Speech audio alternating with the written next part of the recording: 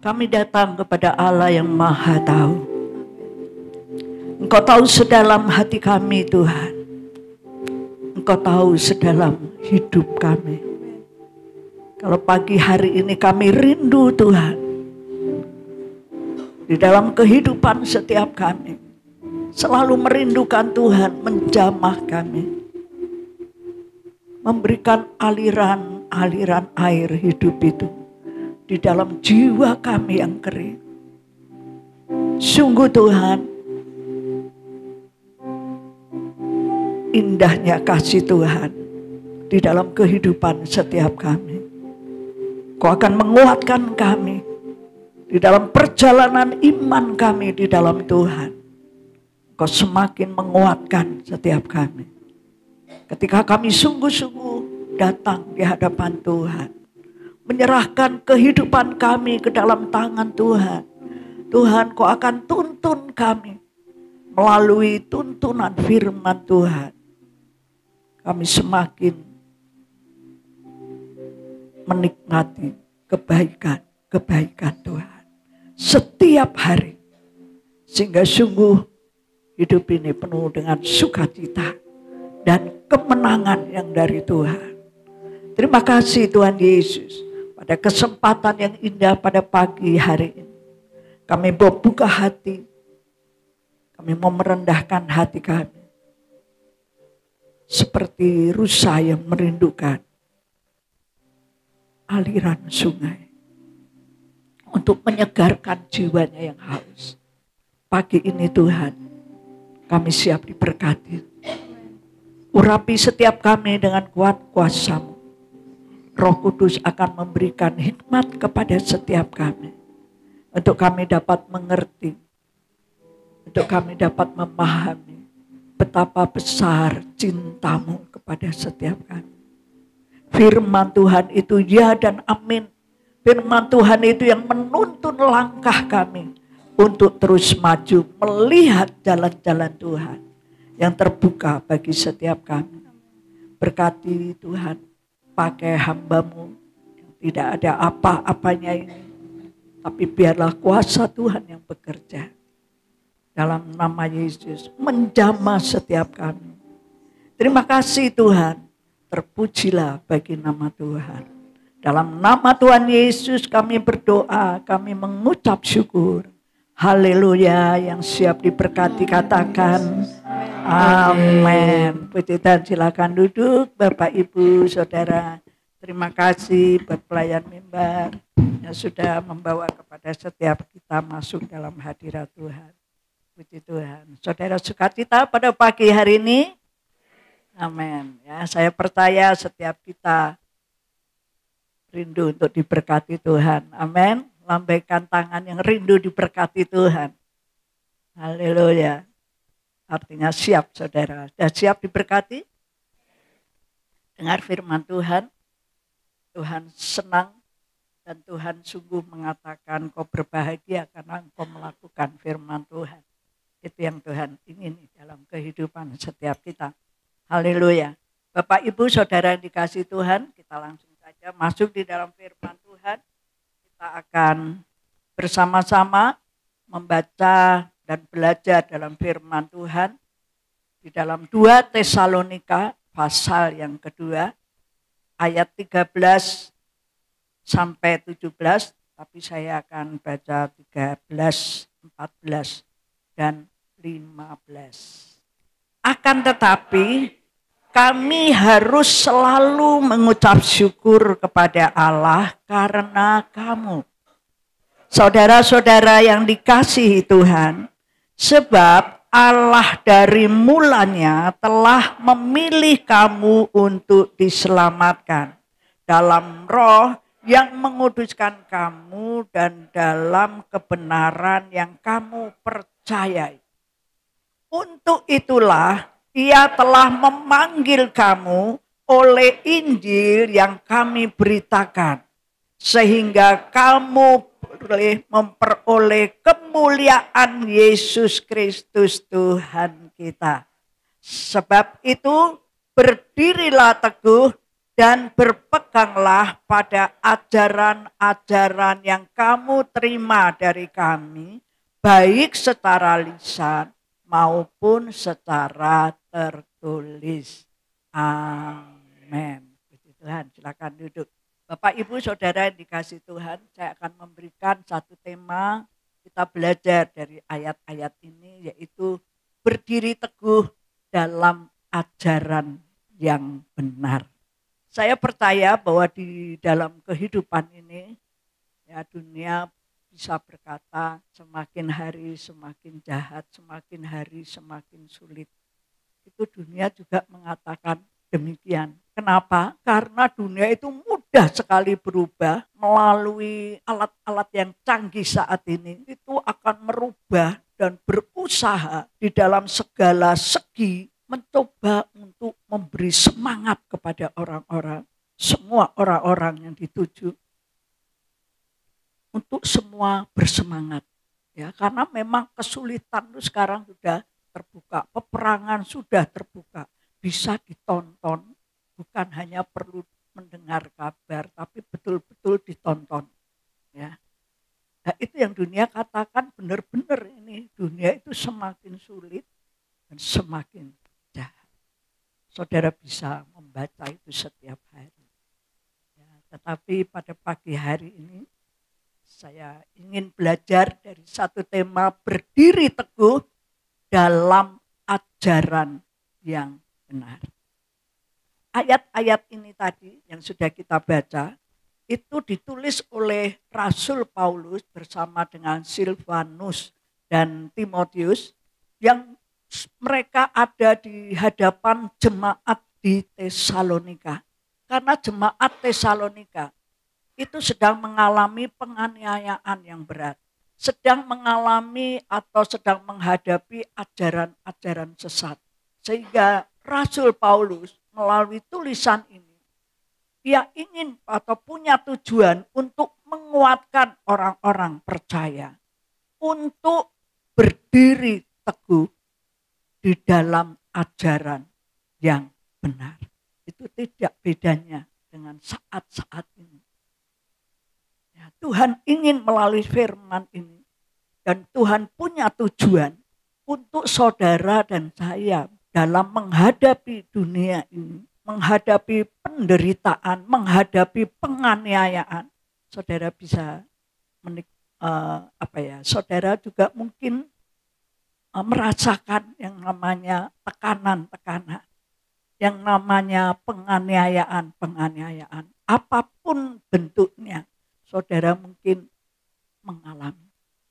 Dan saat ini firman Tuhan ingin memberikan satu hal yang membuat saudara dan saya untuk senantiasa kuat, untuk senantiasa tetap bersukacita, untuk senantiasa tetap berdiri teguh. Berdiri teguh itu artinya tidak mudah goyah. Baik imanmu, baik harapanmu, baik sukacitamu tidak akan mudah itu berubah kalau engkau terus mendengar, menerima, dan melakukan ajaran-ajaran yang benar. Yang disampaikan oleh Rasul Paulus, itu firman Tuhan. Karena apa? Rasul Paulus dia mengalami yang dulu dia seorang yang sangat-sangat jahat dan penuh kebencian. Tetapi oleh karena kasih karunia Tuhan, Rasul Paulus dipanggil oleh Tuhan untuk menyampaikan kabar baik kepada semua orang. Saya percaya, tidak heran kalau ada banyak orang-orang yang bertobat lalu dipakai oleh Tuhan. Mari Bapak Ibu Saudara yang dikasihi Tuhan, di dalam ayat-ayat ini saya ingin belajar dari 4 hal. Yuk, ya. Rasul Paulus mengingatkan kepada setiap jemaat di Tesalonika pada waktu itu untuk mereka tetap berdiri teguh dalam ajaran yang benar. Itu ayat yang 15. Dikatakan sebab itu berdirilah teguh dan berpeganglah pada ajaran-ajaran yang kamu terima dari kami. Baik secara lisan maupun secara tertulis. Ya. Secara lisan saudara bisa mendengar, juga saudara bisa membaca dari ayat-ayat Alkitab ini. Yuk, ada 4 hal yang perlu kita belajar supaya kita tetap berdiri teguh. Walaupun dalam penganiayaan, dalam menghadapi ajaran-ajaran sesat. Banyak orang datang konseling, ini sesat enggak, ini benar enggak ya. Karena orang bingung ketika membuka kabar-kabar. Ya, sekarang itu banyak ajaran-ajaran lewat medsos. Yuk mari kita kembali. Di dalam ayat yang ke-13 mengatakan demikian. Akan tetapi kami harus selalu mengucap syukur kepada Allah karena kamu. Rasul Paulus di dalam 2 Tesalonika dan 1 Tesalonika. Itu Paulus mengutarakan atau menyatakan mengucap syukur karena kamu. Nah, kalau di dalam pasal yang ke-1 di dalam 2 Tesalonika itu dikatakan ucapan syukur dan doa. Paulus mengatakan demikian, kami wajib selalu mengucap syukur kepada Allah karena kamu saudara-saudara. Di hari ini firman Tuhan mengingatkan kepada saudara dan saya. Seperti Rasul Paulus, ya saya bisa katakan kami mengucap syukur karena kamu yang di dalam penganiayaan, kamu yang di dalam kebingungan akan kedatangan Tuhan yang kedua kali. Kamu mungkin dalam keadaan saya bingung dan harus berbuat apa, yang masa depan sepertinya tidak ada harapan lagi. Dalam berbagai macam masalah, kenaikan harga yang terus berubah, melihat anak-anak yang sedang berjuang untuk masa depannya, mungkin saudara menjadi bingung dan khawatir. Tetapi firman Tuhan seperti Rasul Paulus yang katakan kepada sidang jemaat di Tesalonika, aku mengucap syukur karena kamu. Aku wajib dan kami akan harus mengucap syukur karena kamu. Karena apa? Saudara-saudara ini dikasihi oleh Tuhan. Itu satu hal yang sangat mendasar dalam kehidupan kami beriman kepada Tuhan. Dikatakan akan tetapi kami harus selalu mengucap syukur kepada Allah. Karena kamu, saudara-saudara yang dikasihi Tuhan.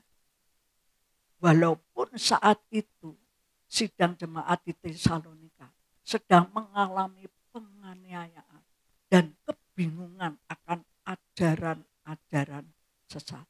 Ini kasih Tuhan kepada setiap saudara. Ini yang menjadi dasar dalam kehidupan kita orang percaya. Saya katakan bahaya jika orang Kristen atau mengatakan bahwa aku orang percaya, aku mengasihi Tuhan, tetapi tidak merasakan bahwa Tuhan itu mengasihi saudara.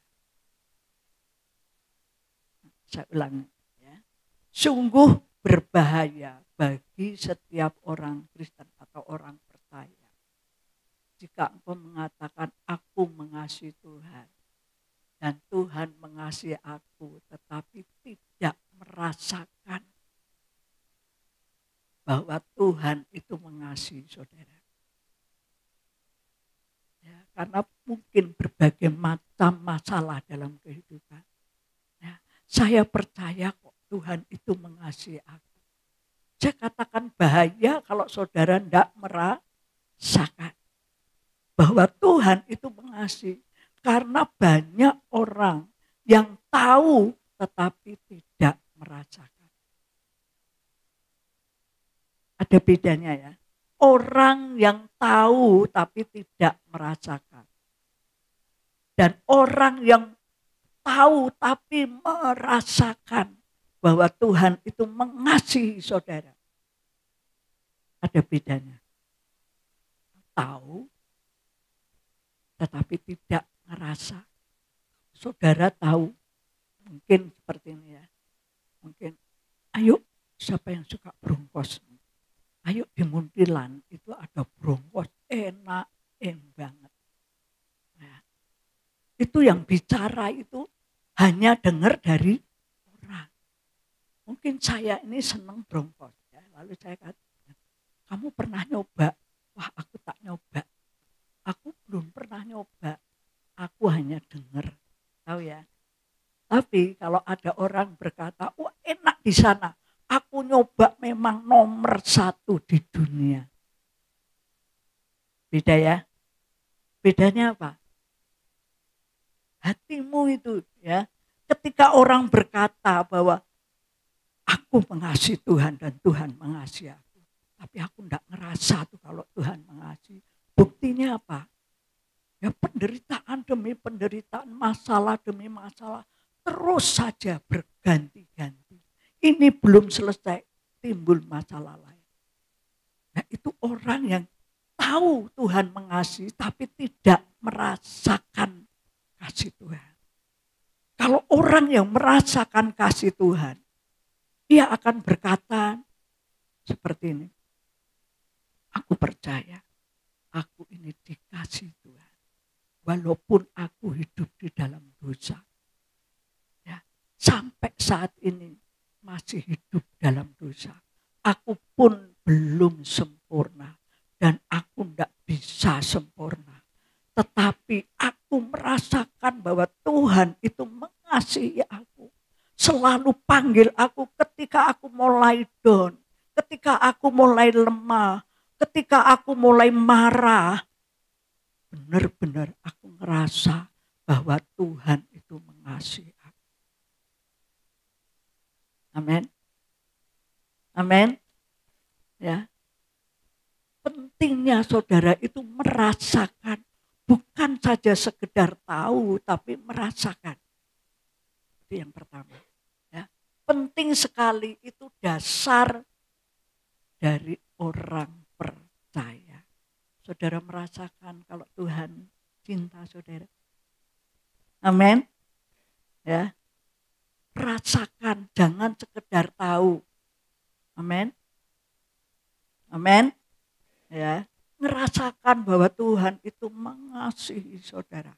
Apapun atau keadaan apapun saudara. Mungkin saat ini sedang hancur-hancuran. Tetapi bisa katakan, Tuhan, aku merasakan kok Tuhan itu mengasihi aku. Karena aku bisa kuat sampai saat ini.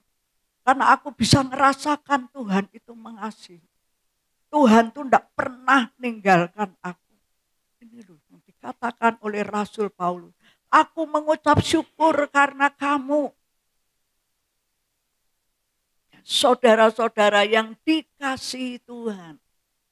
Saudara ini dikasihi Tuhan. Rasakan kalau Tuhan itu mengasihi saudara. Itu yang menjadi dasar dari kehidupan kita orang beriman. Jadi kalau saudara sedang menghadapi berbagai macam persoalan dalam hidup ini. Engkau mau katakan, aku ngerasa bahwa Tuhan itu mengasihi aku. Amin. Ya, luar biasa. Yuk, yang kedua. Ya dikatakan ayat yang ke-13 sama. Yang pertama tadi saudara-saudara yang dikasihi Tuhan. Ya, saudara dikasihi Tuhan. Yang kedua, sebab Allah dari mulanya telah memilih kamu untuk diselamatkan. Yang kedua, Allah itu memilih kamu. Ada firman Tuhan, bukan kamu yang memilih aku. Tetapi aku, kata Yesus. Tetapi aku yang telah memilih kamu. Tuhan tidak pernah memaksa orang datang kepada Tuhan. Amin. Tapi Tuhan yang telah memilih saudara. Satu hal yang luar biasa. Tuhan itu mengasihi saudara. Dan terlebih Tuhan itu memilih saudara. Dan saya. Dikatakan sebab Allah dari mulanya telah memilih kamu untuk diselamatkan. Luar biasa. Ya, Tuhan itu memilih kita tidak pernah gagal. Ya, apa yang sudah dipilih oleh Tuhan dan apa yang sudah ditentukan oleh Tuhan, tidak ada yang dapat merebut. Amin. Itu loh, saudara harus kuatkan hati saudara untuk terus tetap berdiri teguh di dalam ajaran yang benar. Bahwa Allah itu telah memilih saudara dan saya. Pilihan Tuhan itu tidak pernah gagal. Pilihan Tuhan itu tidak pernah keliru. Jadi saudara jangan ngerasa. Saudara percaya kalau saudara dipilih oleh Tuhan dari sejak semula. Amin. Ya, pernah saya merenungkan ya.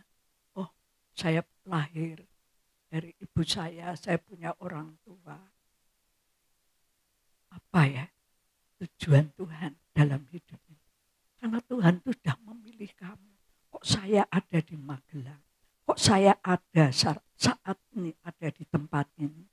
Bukan di wisata, tetapi saudara ada di tempat ini. Itu Tuhan yang sudah pilih kamu. Tuhan tidak pernah maksa kamu datang. Ayo datang kepadaku. Nah, enggak pernah. Tapi Tuhan itu, marilah datang kepada satu pilihan Tuhan buat saudara dan saya. Itu luar biasa. Ya. Ya, dalam kehidupan ini kita menguatkan diri kita. Jangan merasa, nah ini ya, jangan merasa saudara ini orang yang dosa. Saudara ini sudah tidak karu-karuan. Ya. Aku ini tidak karu-karuan. Sehingga aku itu tidak dipilih menjadi seorang pelayan. Tidak layak. Jangan saudara. Karena apa? Karena Tuhan sudah memilih saudara dan saya. Saya percaya kalau saudara dan saya ada di tempat ini, itu semua karena Tuhan yang sudah memilih kita. Haleluya. Puji Tuhan. Bapak Ibu Saudara yang dikasih Tuhan. Itu ada di dalam Yohanes 15 ayat 16. Yang mengatakan bukan kamu yang memilih aku. Ketika Yesus mengajarkan tentang kasih persaudaraan. Tentang saudara dan sesama saudara saling mengasihi. Ya, Tuhan memberikan kasih itu. Tuhan itu kasih yang sudah menyatakan dia mati di kayu salib. Dia menyatakan kepada setiap saudara bahwa dia sungguh-sungguh mengasihi saudara. Haleluya. Puji Tuhan. Tuhan memilih saudara. Karena Tuhan katakan, bukan kamu yang memilih aku. Tetapi akulah yang memilih kamu. Harusnya apa saudara? Kita berterima kasih. Amin. Mungkin suami pilih istri. Karena engkau istri satu-satunya. Itu pilihan yang dipilih, yang sudah ditentukan oleh suami.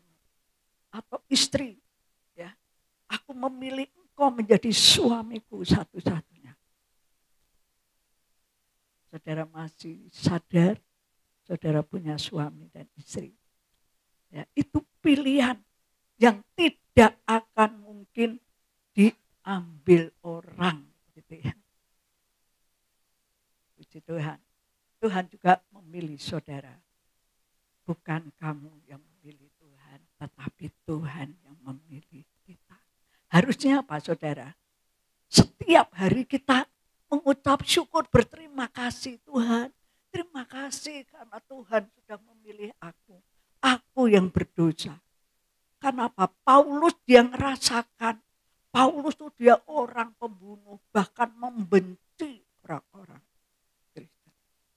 Dibunuh, disiksa, dipenjara oleh Saulus, ya, Nama Paulus itu dulu Saulus. Tetapi oleh karena kemurahan Tuhan, Saulus dulu tidak pernah mengira dan mungkin tidak pernah berdoa, Tuhan pilih aku. Enggak, saudara. Tetapi Tuhan yang memilih Saulus. Ketika itu dia sedang melanjutkan pekerjaannya, yaitu membunuh orang-orang percaya. Itu Paulus ngerasakan bahwa Tuhan itu yang memilih. Saudara dan saya, kita sadar ya, kalau Tuhan itu memilih saudara dan saya, harusnya kita tiap hari berkata, aku mengucap syukur, aku berterima kasih kalau aku ada di tempat ini, aku ada sampai hari ini karena pilihan Tuhan. Pilihan Tuhan itu tidak pernah gagal, pilihan Tuhan itu tidak pernah keliru. Karena Tuhan yang memberi keselamatan kepada setiap kita. Saudara itu diselamatkan. Yang ketiga, dikatakan ayat yang ke-13. Tadi yang kedua, sebab Allah dari mulanya telah memilih kamu untuk diselamatkan dalam roh yang menguduskan kamu. Yang ketiga, yaitu ayat yang ke-13c yang mengatakan bahwa dalam roh yang menguduskan kamu dan dalam kebenaran yang kamu percaya. Allah itu menguduskan kamu. Haleluya. Roh Kudus itu yang menguduskan kamu. Dan Allah sendiri yang bekerja untuk menguduskan kamu. Saudara pasti punya kerinduan untuk senantiasa hidup saudara itu kudus di hadapan Tuhan. Kalau saudara bisa mengerjakan, ya, misalnya di dalam pergaulan yang tidak baik, saudara mampu untuk menghindar, ya, perbuatan-perbuatan jahat, saudara bisa menghindar dari perbuatan yang jahat. Itu pekerjaan Roh Kudus yang ada di dalam saudara. Jangan saudara menjadi sombong, wah aku bisa meninggalkan dosa. Aku mampu untuk tidak bersama-sama berbuat jahat. Itu pekerjaan Roh Kudus yang menguduskan kamu. Kalau engkau sedang mengalami penganiayaan, bahkan engkau sedang bingung menghadapi kedatangan Tuhan yang kedua kali. Kapan ya? Kapan ya? Menjadi takut, menjadi cemas. Saudara, Tuhan itu menguduskan kamu. Yang penting saudara menghindarkan atau menjauhkan diri dari segala yang jahat. Dari segala yang tidak berkenan. Itu jangan menjadi kebiasaan perbuatan-perbuatan yang jahat. Itu akan membawa kehancuran bagi saudara. Tapi tetap Tuhan mengasihi saudara. Artinya apa? Saudara harus segera meninggalkan. Ya, engkau tetap hidup di dalam kasih Tuhan, di dalam pilihan Tuhan. Engkau merasakan bahwa Tuhan itu yang menguduskan kamu. Kalau engkau bisa bertumbuh, itu karena Roh Kudus yang mengerjakan. Karena Tuhan sendiri yang mengerjakan. Turut bekerja di dalammu setiap hari. Haleluya. Sehingga yuk kita akan berdiri teguh. Aku percaya kalau aku sedang meninggalkan segala hal-hal yang tidak berkenan. Aku sudah menjadi manusia baru. Aku dipanggil menjadi anak-anak Allah. Aku sekarang sudah menerima atau sebagai ahli waris yang menerima janji-janji Tuhan.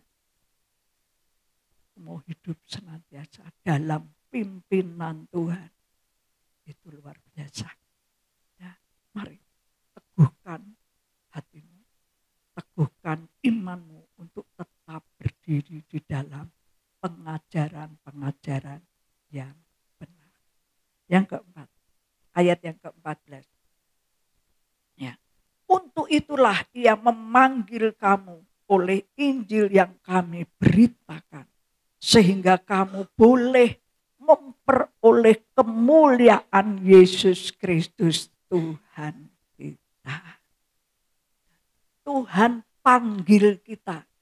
Tuhan memanggil kita untuk engkau memperoleh kemuliaan Yesus Kristus. Haleluya. Satu hal yang luar biasa. Kalau saat ini engkau tidak punya apa-apa. Engkau tidak bisa apa-apa. Engkau tidak punya kedudukan. Engkau tidak punya harta kekayaan.